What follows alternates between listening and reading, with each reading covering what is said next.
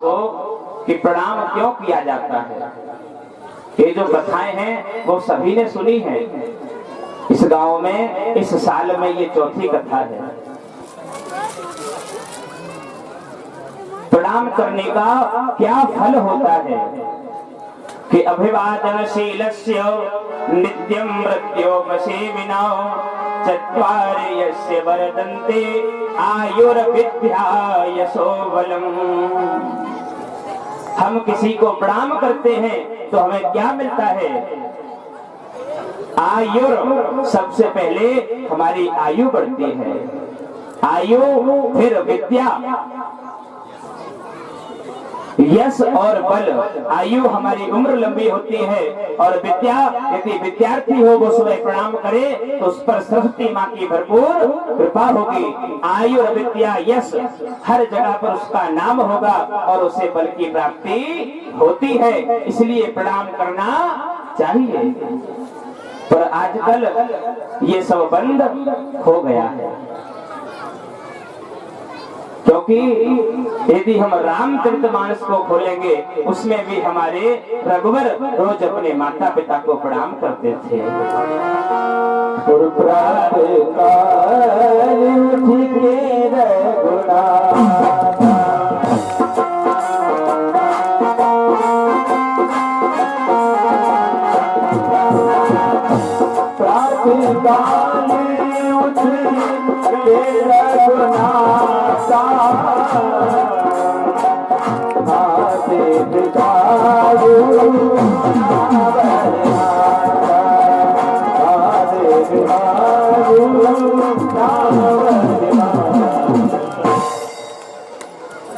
इसलिए हमें अपनों से बड़ों को प्रणाम करना चाहिए।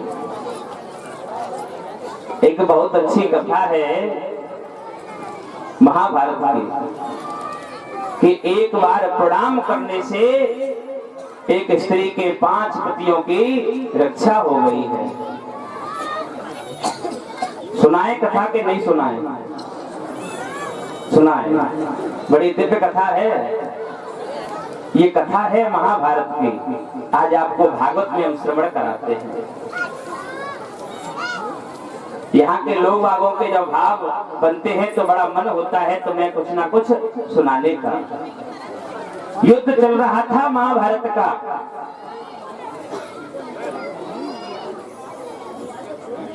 भीष्म पितामह युद्ध कर रहे थे। दुर्योधन ने कहा उनसे कि हे पितामह, तुम पांडवों से मिले हुए हो, तुम किसी को मारना नहीं चाहते। जैसे ही जब ये सुना, मैंने उस दिन भी आपसे कहा था, जब गौकर्ण का उपाख्यान चल रहा था, दूसरे दिन में गौकर्ण जी महाराज से उनके पिता आत्मदेव ने कहा था, यदि तुम चाहो तो ये सही मार्ग पर आ सकता है। और एक बार अर्जुन ने कहा था भगवान श्री कृष्ण से, यदि तुम चाहो तो अभिमन्यु लौट के आ सकता है। ये कथा मैंने सुनाई है यहाँ पर। यही आज दुर्योधन ने कहा भीष्म से, अगर तुम चाहो पितामह तो पांडवों का नाश कर सकते हो। तो क्या हुआ?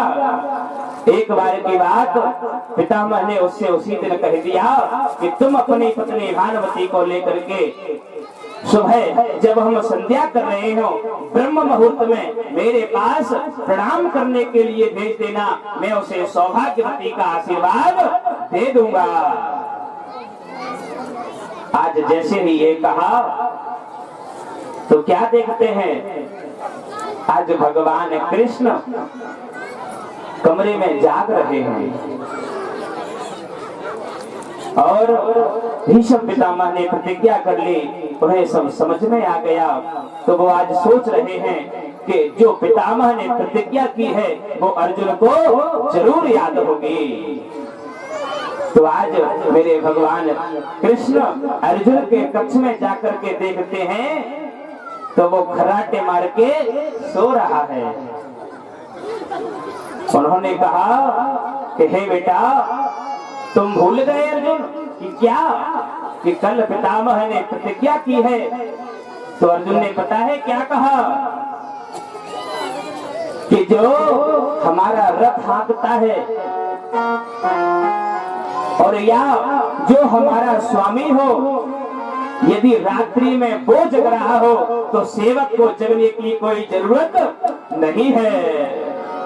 आज जैसे ही ऐसा कहा, अर्जुन के वचन सुनते ही मेरे गोविंद का हृदय पिघल गया। तो आज मेरे गोविंद सीधे द्रौपदी के पास में गए। कहे सखा सुनो, जगो जगो जगो। रात में जगाया, कहा स्नान करो, चलो अभी चलना है, कहीं स्नान करो। माता ने स्नान किया। प्रभु ने कहा चलो चले, चलो। आज मेरी माँ चलने लगी, रात्रि का 1 बज रहा है। आज पितामह भी सोए नहीं, भगवान की पूजा में लगे हुए हैं। प्रभु ने स्नान करने को कहा, स्नान किया। प्रभु ने कहा जल्दी करो, कि क्यों? प्रभु जानते हैं अगर ये लेट हो गई तो उधर भानुमति आ जाएगी। प्रभु आज इनको लेकर के सुबह की वेला में, प्रातः की वेला में जैसे ही चले, तो जैसे ही मैया चल रही है तो उनके पैरों में जो चप्पल है, चप्पल वो खटपट खटपट हो रही है। तो प्रभु विचार करते हैं रात्रि वेला है, अभी कोई जाग जाएगा तो कहेगा कि एक पुरुष और एक स्त्री ये रात्रि में दोनों कहां जा रहे हैं। मेरे प्रभु ने क्या किया? द्रौपदी से कहा, कह सके तुम ये चप्पल मुझे दो, मुझे दो। द्रौपदी ने कहा क्यों क्यों? अरे मुझे दो, मुझे दो। प्रभु ने वो घड़ामों ली और अपने पीतांबर में लपेट करके अपने कांख में दबा ली। और आज मेरे प्रभु चले जा रहे हैं। आज गोविंद पीछे पीछे हैं और माता आगे आगे है। मेरे गोविंद ने उनसे कह दिया कि तुम तो बाज जा करके पितामह जब संध्या के लिए बैठे हो अभी, तो जा करके सर झुका करके प्रणाम कर लेना और तो सब काम अपने आप हो जाएगा। पितामह सोच रहे हैं कि ब्रह्म मुहूर्त आने वाला है, अभी तक दुर्योधन की पत्नी नहीं आई। भजन में लगे हैं। इतने में मेरे गोविंद उनके द्वार तक आ गए। गोविंद बाहर खड़े हैं और द्रौपदी को अंदर कर दिया कि हे बेटा तुम अंदर जाओ और पितामह से आशीर्वाद प्राप्त करो। क्या होता है आज? प्रातः की सुंदर बेला में बाबा की लगी समाधि थी, मन लगा हुआ हर चरणों में, उस समय न कोई उपाधि थी। उस समय न कोई व्याधि थी, चेहरे पर कोई व्याधि नहीं थी। प्रातः का समय था, बाबा का ध्यान भगवान के चरणों में लगा हुआ था। क्या हुआ? कितने पर द्रौपदी ने सिर टेका, चरणों में वीर पितामह के, अपने चरणों पर कौन झुका देखा, बाबा भीष्म एकदम चौंके। द्रौपदी ने जैसे ही सर रखा, आज बाबा चौंक गए। क्या देखते हैं कि देखा तो एक सदवा नारी सदवापन को दिखलाती है, इसके हाथों की मेहंदी का। क्या देखते हैं बाबा कि ये कोई सदवा स्त्री है। जैसे ही हाथों में मेहंदी देखी तो बाबा आशीर्वाद देने लगे। आशीर्वाद मुख से निकला, सौभाग्यवती तुम हो बेटी, तुम्हारे इन हाथों की मेहंदी का रंग न छूटे बेटी। जैसे ही ऐसा कहा कि सौभाग्यवती सौभाग्यवती सौभाग्यवती तुम हो बेटी, आज आशीर्वाद दे दिया सौभाग्यवती का। तो द्रौपदी बोलने लगे कि हे बाबा क्या कहते हो। इतने पर द्रौपदी बोल उठी, बाबा ये क्या फरमाते हो।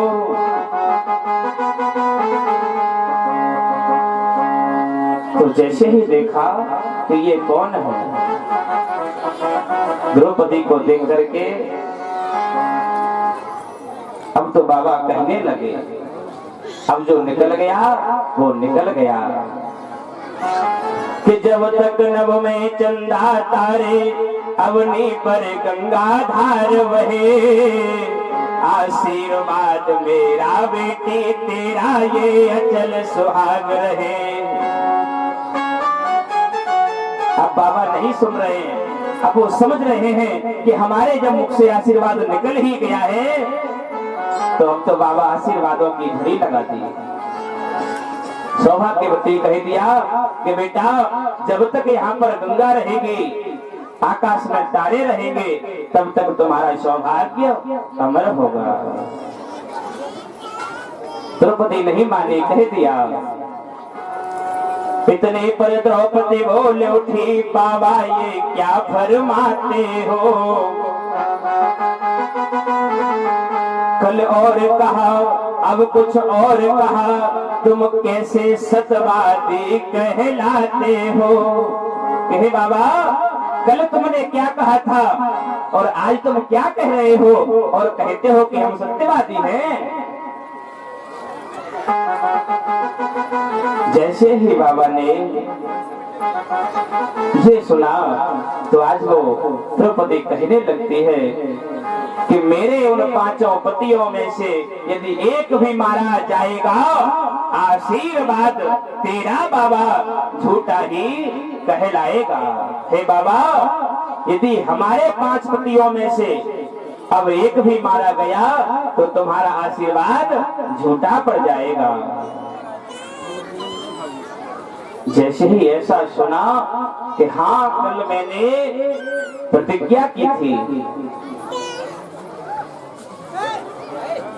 कि कल के दिन आने तक हम एक पांडव को मार देंगे। जैसे ही ऐसा सुना